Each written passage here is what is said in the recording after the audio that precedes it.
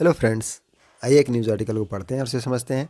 Headline है, those who question Ram's existence marginalize now. Those वे सब जिन लोगों ने क्या किया है, क्वेश्चन किया है, सवाल उठाया है राम्स एग्जिस्टेंस, राम के अस्तित्व को लेकर के। मार्जिनलाइज नाउ, अभी वह क्या है, मार्जिनलाइज है। मार्जिनलाइज का मतलब क्या होता है, हाशिए पर होना।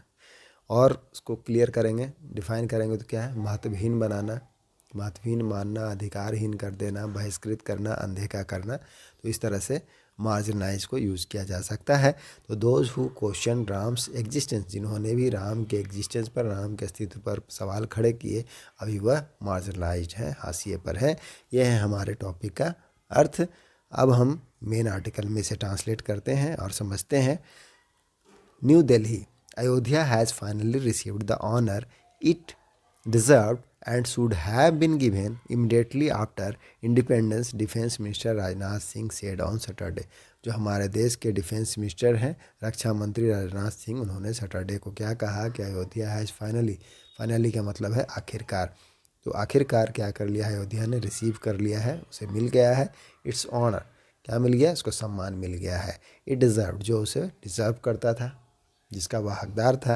And should have been given, और यहाँ पर शुड हैव का पैसिव है। शुड हैव मतलब क्या होता है, चाहिए था, उसको पैसिव में बनाते हैं। शुड हैव के साथ बीन लगाते हैं, फिर वर्ब की थर्ड फॉर्म लगाते हैं। तो शुड हैव बीन गिवन, उसे मिल जाना चाहिए था। इमीडिएटली आफ्टर, दैट मीन्स तुरंत बाद। किसके तुरंत बाद, इंडिपेंडेंस, तो आज़ादी के तुरंत बाद मिल जाना चाहिए था। तो फर्स्ट पैरा का हमारा अर्थ क्या निकलता है, Ayodhya has finally received the honour, Ayodhya को उसका हक मिल गया है जिसे वह डिज़र्व करता था, उसको सम्मान मिल गया है और इसे पहले ही मिल जाना चाहिए था, आज़ादी के तुरंत बाद मिलना जाना चाहिए था, ऐसा कहना है।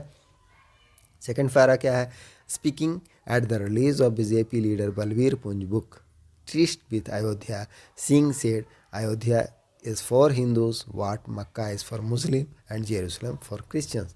तो नेक्स्ट पैरा में क्या कहते हैं कि स्पीकिंग, बोलते हुए, एट द रिलीज़, रिलीज़ पर, रिलीज़ मतलब क्या था, किसी चीज़ को जारी करना, प्रकाशित करना।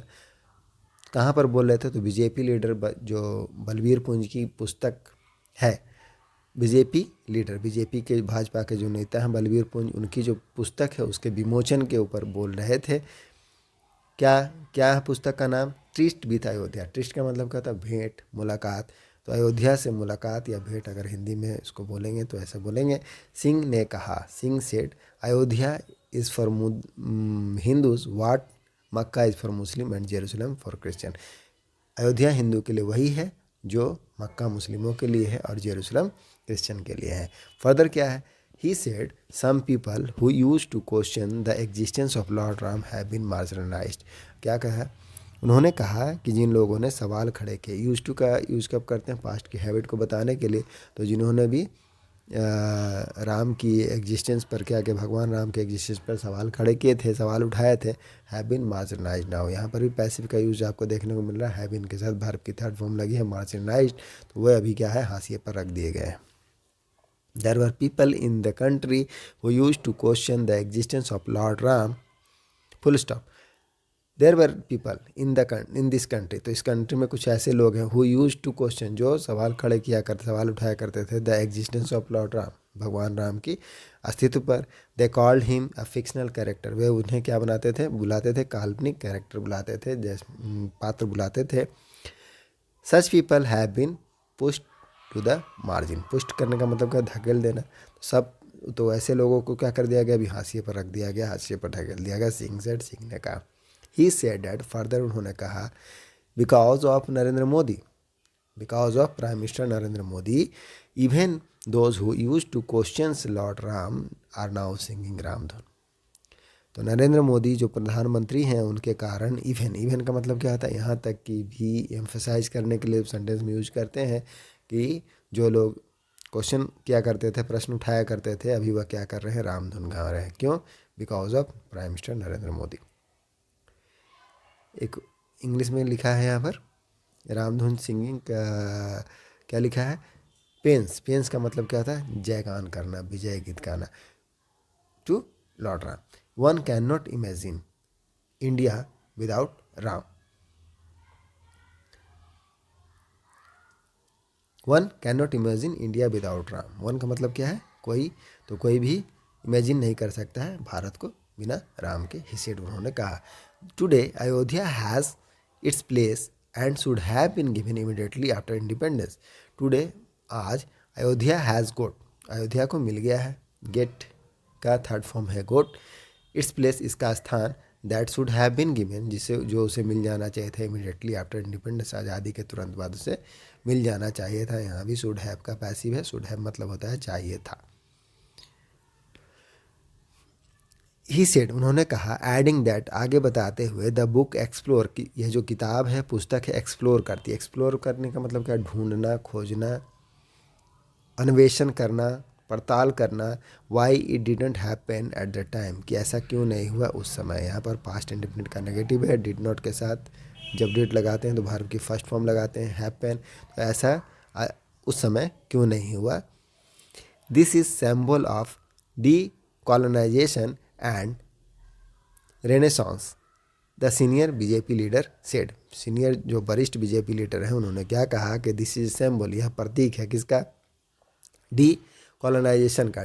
कॉलोनाइजेशन क्या होता है, कॉलोनाइजेशन क्या होता है, यह ऐसा पॉलिसी है इसमें क्या करता है, कोई समृद्ध एवं शक्तिशाली राष्ट्र अपना हित को पूरा करने के लिए, जो कमज़ोर राष्ट्र होता है, कमज़ोर देश, लेकिन प्राकृतिक संसाधन से भरा पूरा रहता है, उस पर क्या करता है, अपना अधिकार जमा लेता है शक्ति के उपयोग करके। तो ऐसी नीतियों को क्या कहते हैं, कॉलोनाइजेशन कहते हैं। डी कॉलोनाइजेशन का मतलब क्या होता है, उपनिवेश से मुक्ति।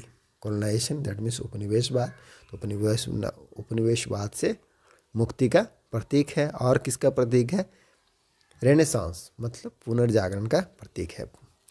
Senior BJP leader said, further क्या है, he also said the Ram Mandir issue was never an issue of clash between Hindus and Muslims but was made into one for vote bank politics.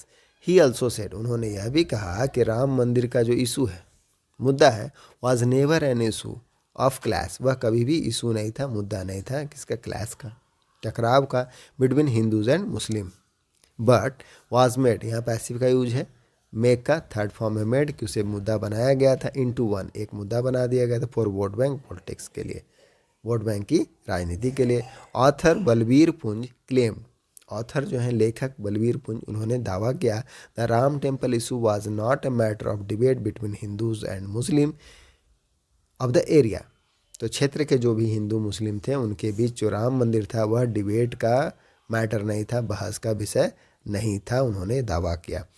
He said, उन्होंने कहा, India's first prime minister, Bharat के जो प्रथम प्रधानमंत्री थे Jawaharlal Nehru, was one who didn't want a temple to be constructed at the site.